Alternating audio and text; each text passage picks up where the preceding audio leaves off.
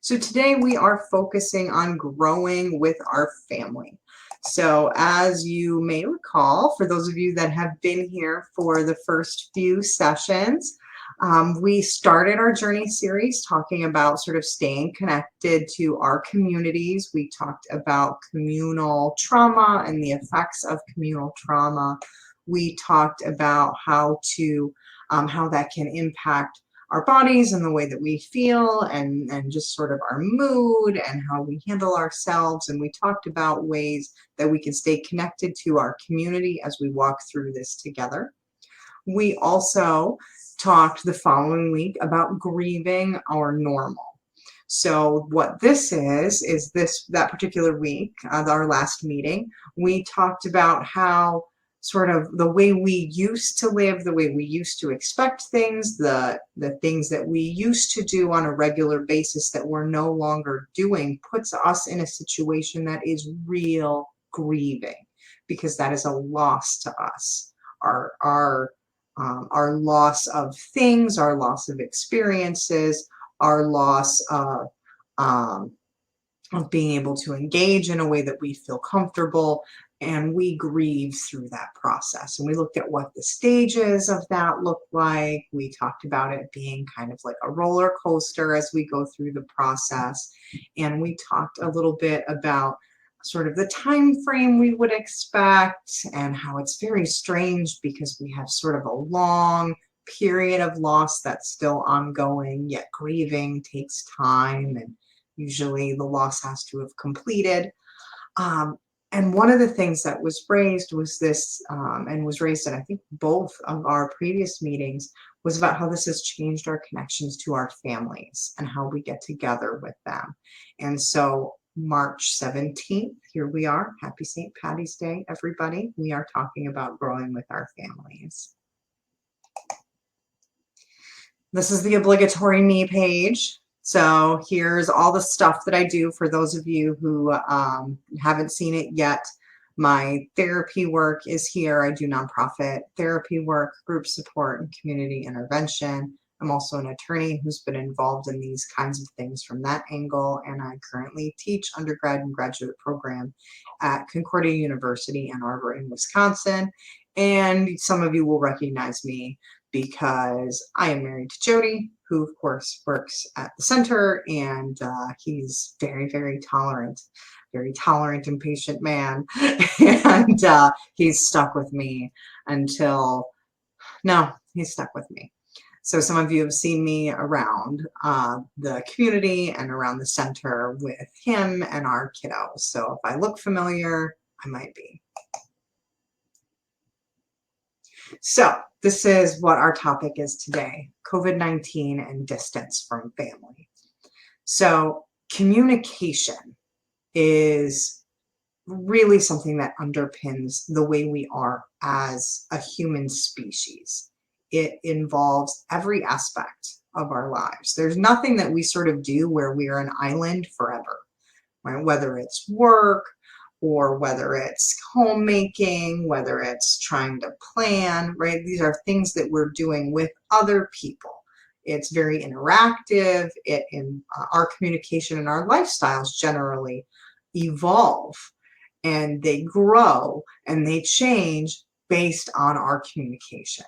And so this kind of communication and this kind of interaction with each other as a social species is fundamental and a basic need to keeping our lives balanced and to developing family relationships and strengthening family bonds.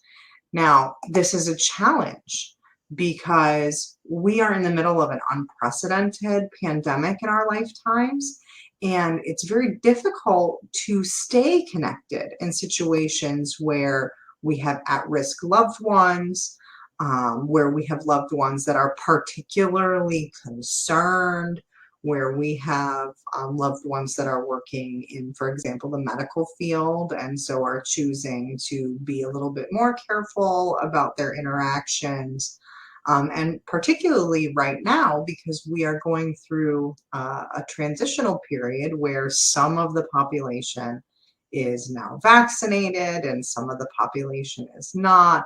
What do we do with people who cannot be vaccinated or have or still are immunocompromised, and how do we handle family members that are in these situations? And we're all just sort of trying to figure out how to make this work.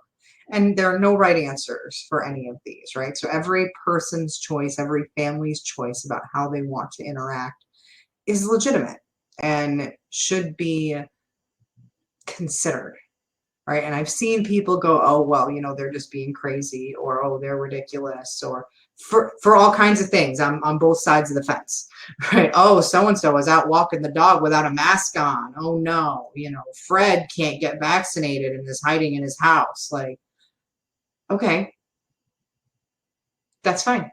These are people that are making choices that we are working with, and you might have either of those people in your household. So what do we do to stay connected with these people, given different comfort levels, different circumstances, different life situations, and different levels of risk when we are in an ongoing pandemic where even the government is limiting how many households can come together for holidays? So as we move forward and are getting to a place where excuse me, as we move forward and are getting to a place where people are more comfortable, vaccination is more widespread, and the experiences of people are more consistent, then we have to figure out how to navigate this. And I'm seeing in the chat that we've got some posts here. Yep, people are saying, "Oh, I'll go to the store and I'll put the mask on if I'm going to the store when I get in there." Absolutely, right? So we have a lot of CDC rules right now that are talking about, outdoor spaces are reasonable, or we have to be careful in certain circumstances, but not in others. Now, I would expect that this person who doesn't put the mask on until they're going into the store also isn't like projectile coughing all over the person in the car next to them. So I assume they're being a reasonable citizen out there in the world. And as long as we're being reasonable and we're not actively putting people at risk, I think that, those things are all fair. But what do we do when we're in family situations where there's really disagreement on what that is? Or when we really just can't interact with each other yet to the fullest extent because people have different levels of comfort. So what are we missing, right? What is all this about? What are we missing? We actually like our families, right? Surprise, I know. But as a species, we tend to really like our families. We have close bonds with them. They have connections with us. And even when we're furiously angry with them, that comes typically from a place of caring, right? So if I'm really, really mad at my sister, it's not because I don't care about her. It's because I do. And I think it's ridiculous that what she's done, whatever thing. And she probably has the same feelings about me, right? When she gets upset with me and doesn't want to talk to me, it's because I've done something that's been an affront to her. So we like our families. We want to see them. We want to interact with them. It's what we want to do. It's what we're hardwired to do. It's what we usually do. But it's not something that we're really able to do right now. Second is our identities are often tied to our family membership. So people will identify themselves as mothers, as fathers, as aunties, as uncles, as grandparents, right? That's part of their identity. So when we are in a situation where, we don't have our grandbabies over, or our kids are not able to interact with us, or, the situation is different, then it's difficult for us and we're not really sure what to make of it. The other thing that it does is families that are operating in sort of groups that include extended family also have the opportunity to develop bonds of trust in younger generations. So in many cases, what we see is intergenerational communication in families helps develop younger people and help form younger people, in part through continued interaction, but also because we get comfort from each other. Right? We are able to reassure one another, and we're able to see how other people walk through the world and choose how we'd like to do that as well. So we don't have the opportunity to do those kinds of things when we are in a situation of isolation, which is what the pandemic has sort of done. In addition, families are built-in social support for substantial life changes.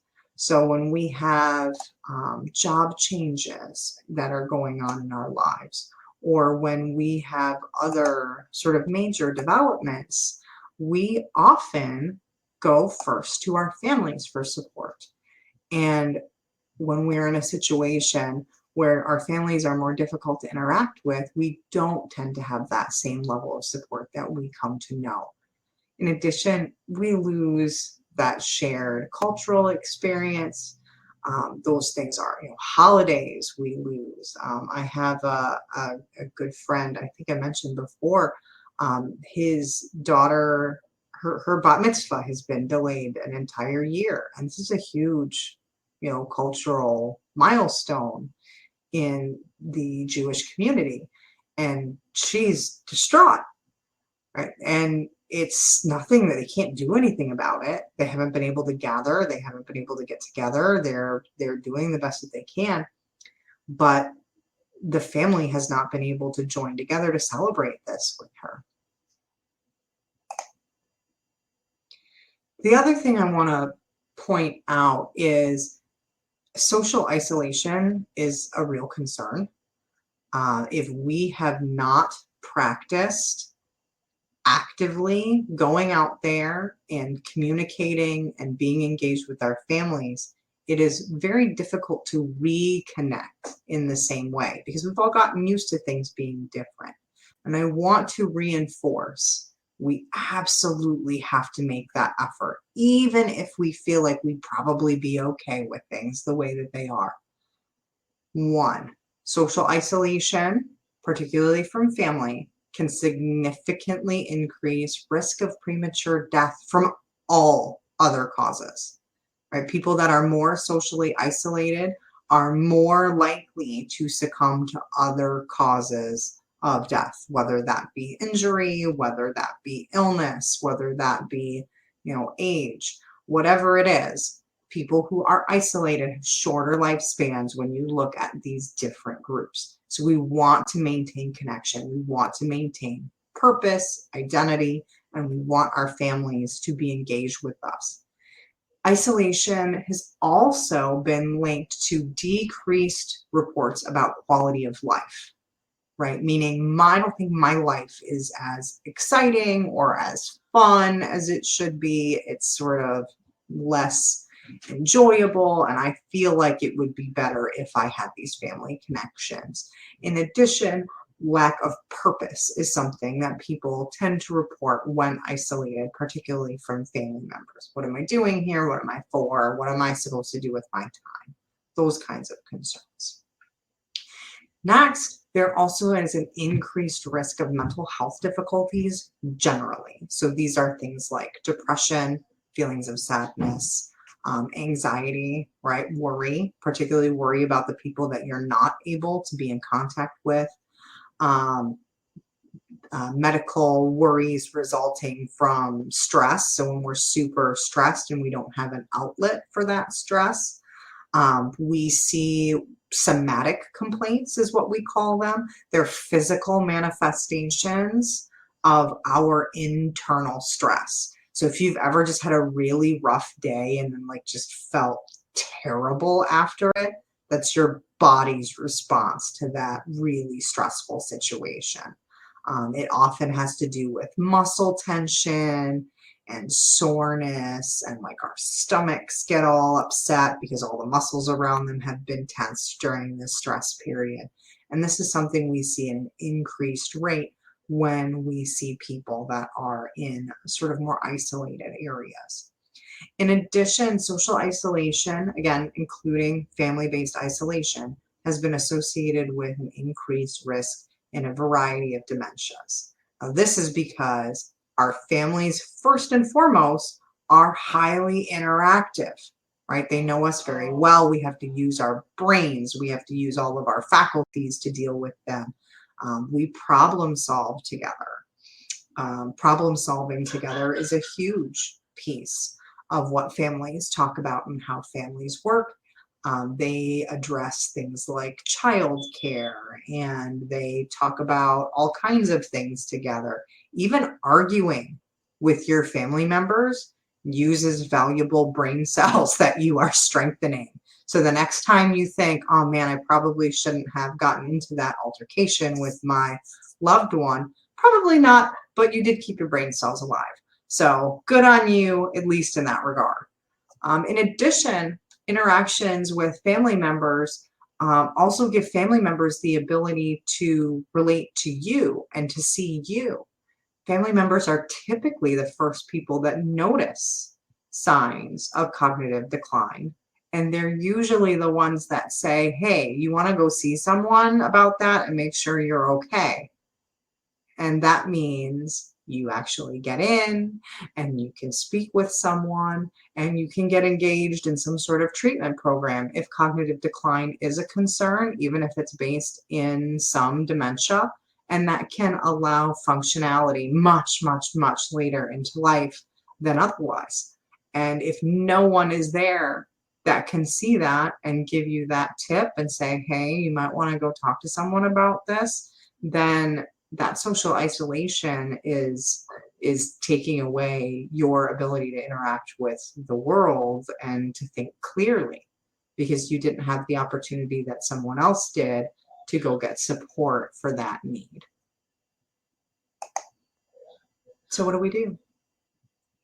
This is a very boring slide, and I'm going to be here the whole rest of the time that we talk because there's so much here. It's not that boring.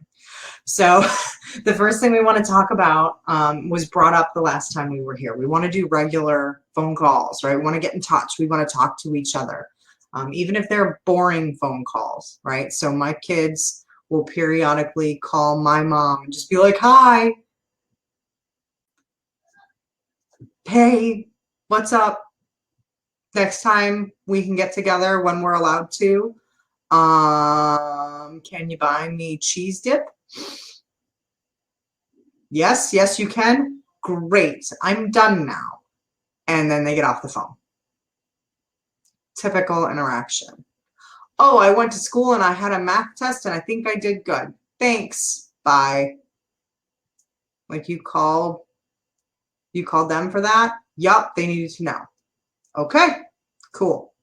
So I encourage calling them for that, right? Whatever it is, whether it's to check in or see how things are going, or just share something that happened in your day.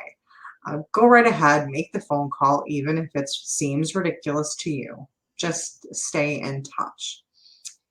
In addition, with regular phone calls, if your family is close enough that you can engage in other ways that are safe outside, you're welcome to do that too. So I think last week someone mentioned like walking dogs with friends, right? If you have family that's close enough, that's something that you can also do that would fall under this sort of regular contact.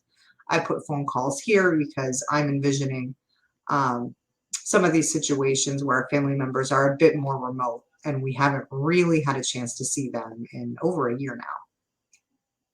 The other options are great too, though. So I want to walk down those and talk about what those look like, and then really see if there are any questions specifically that you guys have about any of this. So as we go, of course, feel free to put something up in the chat. The next thing is a video chat or phone conferences if you need to see at-risk loved ones, right? First of all, you can do this if you want to see anyone, right? If there are people that you want to communicate with, their family members that you want to stay in touch with. There's a lot of video conferencing, video phone, video chat style software or hardware, I suppose, that you can use. My guess is that you would be able to sort through most of them with your families. And it's a very interesting world, because once you get into this sort of a phone conference, phone discussion, face-to-face meeting, it opens up options, right? You can see people a little bit more frequently. You actually get to see the face of the person who you're talking to. And since you managed to find your way here to see my face, I imagine that you have the ability to figure out how to do that with your family as well. This image that's right here, actually, I guess it's right here. This image that's right here, that way. This image that's right here is an example of this kind of conferencing technology. So this person here in the picture is able to have a great conversation with perhaps their spouse who's in a different location right now. So we would encourage getting familiar with some aspect of video conference. And while this is great for spouses, it works very, very well for people who are not able to travel. So if you have family members who are immunocompromised or unable to be vaccinated and are concerned and are therefore more in an isolation mode at this point, or just family members that haven't been able to make the trips that you haven't seen in a long time, because the different states, I think we pointed out last week, different states are handling this very differently. Some states are very, very open right now. Other states are still very, very closed, and we're somewhere in the middle at the moment. So if you have people in other states that are more closed and are still having different kinds of restrictions, this is a really great way to be able to get some face-to-face time with those individuals. It's also a really great way to get more people in the same conversation. Many of these technologies will allow you to set up an appointment or a meeting, and then multiple family members can join. So, for example, over the Christmas holiday, my family celebrates Christmas, and over the Christmas holiday, we couldn't travel, we couldn't get together, we couldn't do anything because those were the rules. And we ended up having a video chat like this set up, and we had people that were coming into the chat from about 6 different states. Right, so we would in no way have been able to get that many people all to show up at our house for Christmas. That wouldn't have happened, because I'm not even sure that would have happened without a pandemic, but it wasn't going to happen at all.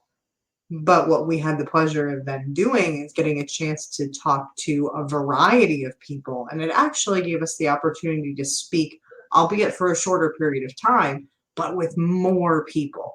And that was really, really interesting to see, and it's something that I've heard other families have started to use.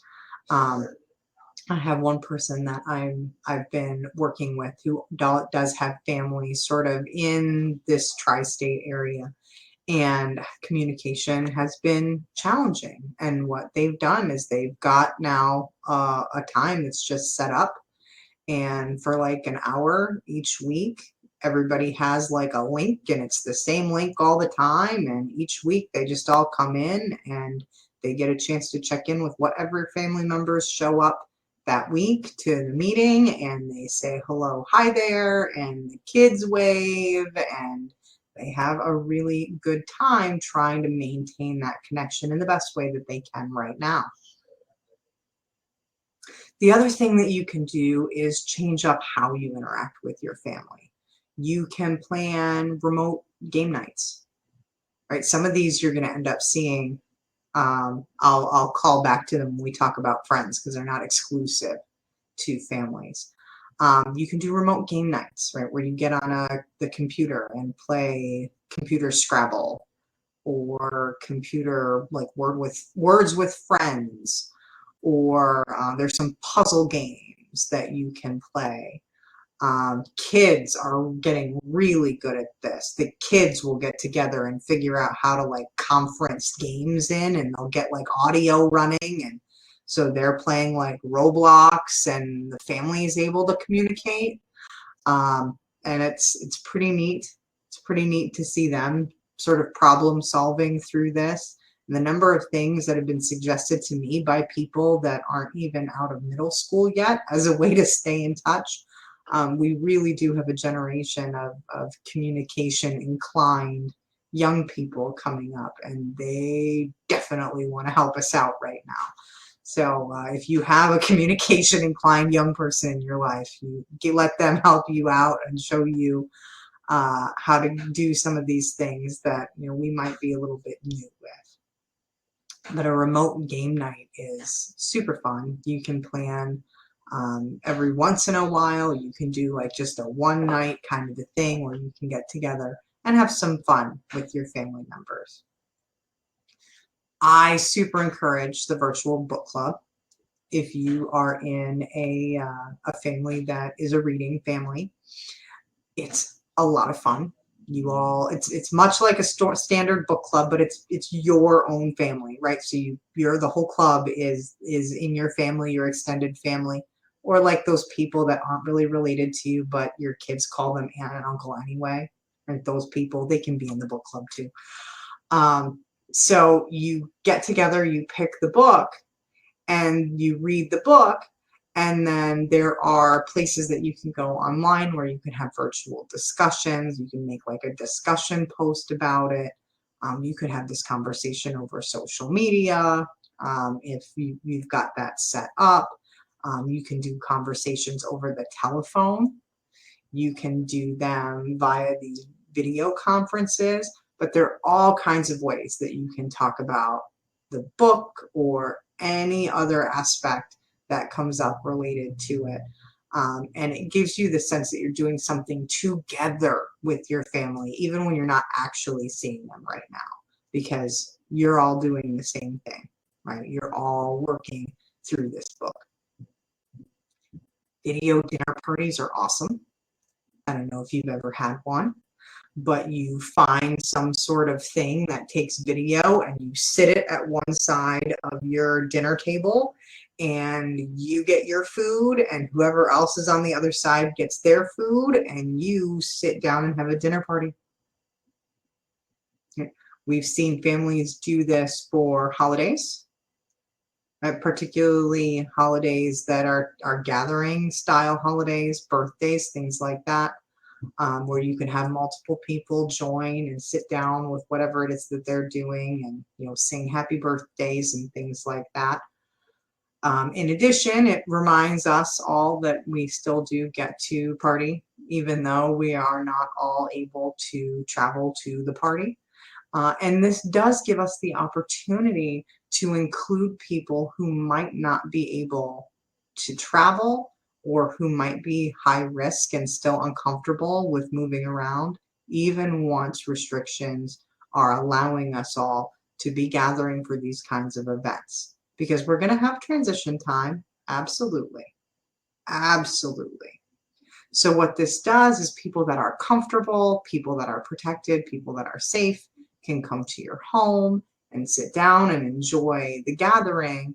And then you can invite those people that might not have that luxury to attend in a virtual way. Okay, one of my favorites on this list, and I might be partial because I'm a doer. Like I like to do stuff. I like to have a thing. So one of my favorite ones on this list is a collective project. Quilting squares is the one that I came up with because I thought it would be super fun. There are others that I've seen. I've seen people try to do puzzles or collages or family pictures where things get sent around. I love quilting squares or blanket work or something like that because it gives everybody the same style or the same kind of product at the end. So the way this works, and I'm going to describe the quilting project the best that I can, but it works similarly for every collective project. You find out who's going to participate in it. You sort of assign jobs, and everybody sort of does their job and then sends their part to the other people, right, and around. So my job might be, maybe we're all making a square that's going to go in a quilt, and there are 10 of us that are participating. So that means each of us are making 10 squares to go in this quilt.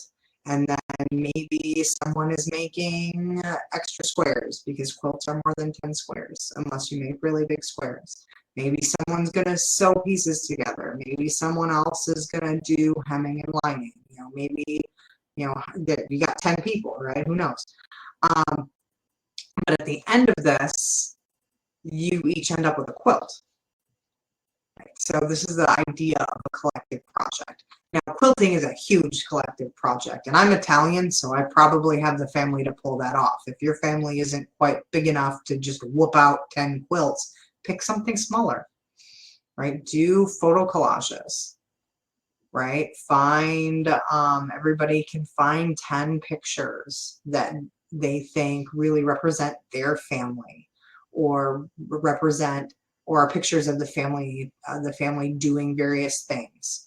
And then you exchange those with your extended family, and then you add, and then you exchange those again, and then you add until you have everyone's pictures that they want to use. And then each of you can collage with those pictures and then see what that looks like. Right? Everybody then has one that was built together with the whole family, and they're a little bit different, but they can hang in your home and sort of be a reminder that that family is there. And I have a soft spot for those kinds of things too. And then the last one here that I've got listed is interactive online discussion. These are things like keeping in touch if you're on social media. These are things like going to a forum where somebody has, a topic that they're talking about and engaging in that conversation. Not everybody has an option to really engage in this kind of online discussion in the same way. But if it is an option for your family and you do have a place where your family communicates in this way, then go ahead and engage in those conversations. It's a good idea. It's a good way to reach out. Let people know that you're still there and you're still paying attention, even if you can't be face to face with people all the time. Now, I warn you, don't pick fights in these because you wrote them down. People will print them out. They will send them to you, and you will never hear the end of it. Don't pick fights when it's written down. Don't pick fights ever. That's not good. It's very bad. Don't do that. But totally don't do it when it's going to be printed out for you later and you're going to look silly. Or maybe they're going to look silly. You don't know at the moment. So don't do that. But if you are engaged in some sort of discussion that's reasonable, then yeah, go for it. Have you been to this particular place? What's your favorite thing about this restaurant? Would you recommend this particular location for a trip, right? Because everyone's going to be planning, things to do once everyone opens up again. And those are the kinds of discussions that are helpful and that we're able to really engage in to get moving with our families again. How are we going to visit each other? What are we going to do? When are we going to actually, all get out to visit so-and-so who we haven't seen, since the beginning of all this? Those are the kinds of discussions that we're talking about here. And those are going to, excuse me, those are going to supplement the other things that you're already doing. And my guess is many of you have already started doing many of these things. At least one, probably two. Some of you probably have more than that ticked off your list.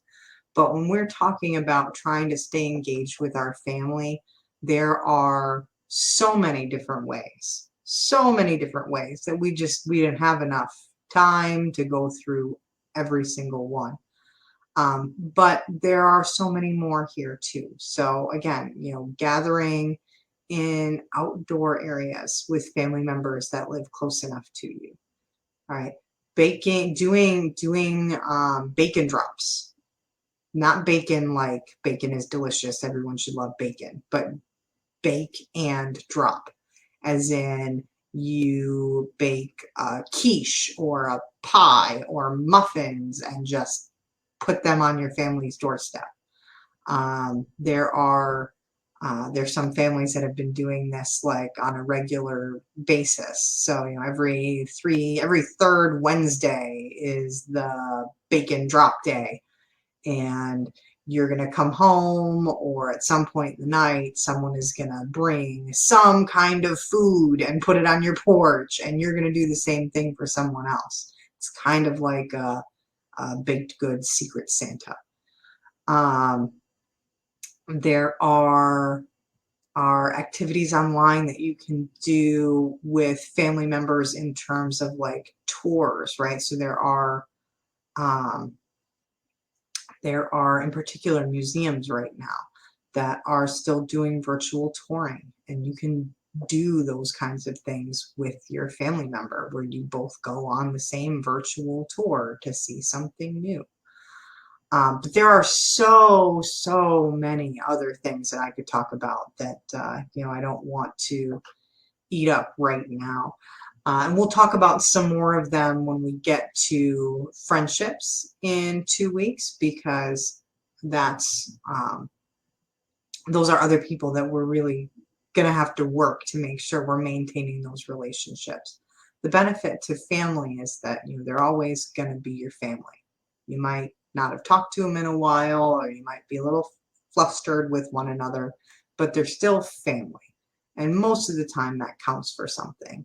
So when you try to reconnect with family members, sometimes it's challenging, sometimes it's difficult. Sometimes we all have to work around how our lives have changed, how our lifestyle has become different, how, that day that we used to get together with our family regularly is now taken up with some other event that we filled in our time with but now really like, and how do we work around it? I would encourage everyone to be flexible and open as we're going through these transitional times, so that we can make sure that we are staying as positive and as connected with our families as we can, because they're the people that are going to help us walk through the rest of this. We talked last week about how the grieving period, where we are trying to reconcile what we thought we were going to have happen over this time period versus what did, and what has changed for us, and what things are different, good and bad, right? That time period, it could be a year, right? That could take us a while to get to feeling like we are fully grounded, back on the ground, comfortable, and okay. And our family are the first people that are going to be with us walking through that journey and standing there going, yeah, that did really stink. It was really awful that we had to go through that. I can't believe that it happened. It's so disturbing. I'm so sorry. I'm angry about it too. Right? Those family connections help us work through those things. They help give us support. They help give us confidence. They help us know that we're not crazy, that our feelings about things are reasonable and are being heard by someone who cares about them. And it's really important, if we have the ability to maintain connections with our family members during this time, that we do. And if we find that we've maybe fallen a little bit behind and they're family members that we wish we would keep in touch with better, then this is an opportunity to reach out and start putting those connections back in place. And here we are, nearing the end. We've left a few moments here if there are any questions, comments, thoughts, or ideas, as usual. Sometimes things pop up in the chat during this window, and other times they don't. I'm gonna give a few moments here for any of those things to come through.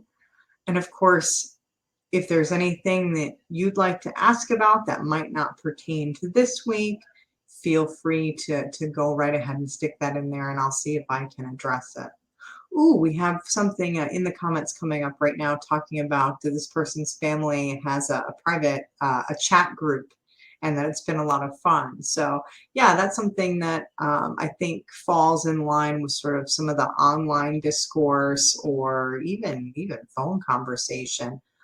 There are either phone apps or online internet programs that will let you add all of your family members either by email or chat name or by some sort of opt-in, or even mobile, like your mobile device sometimes will allow you to do like a group chat to all of a group of phone numbers at once.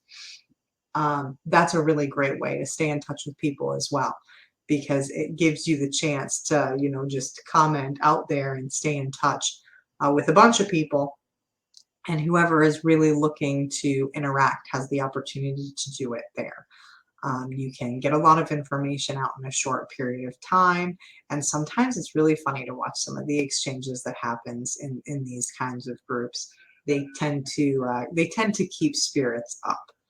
Um, oh yes, that's what I'm seeing in the chat now. There's a lot of chatting going on that family forum, and that's a wonderful thing. So when we don't have the opportunity to sort of get in touch in the way that we used to sit around a table and have these conversations because we got together a couple of times a month or even more frequently for like a really long lunch, now we're having these exchanges over electronic means, trying to make sure that people are in the loop and know all the good news that's coming. And we're just changing the medium that we're using to have those conversations.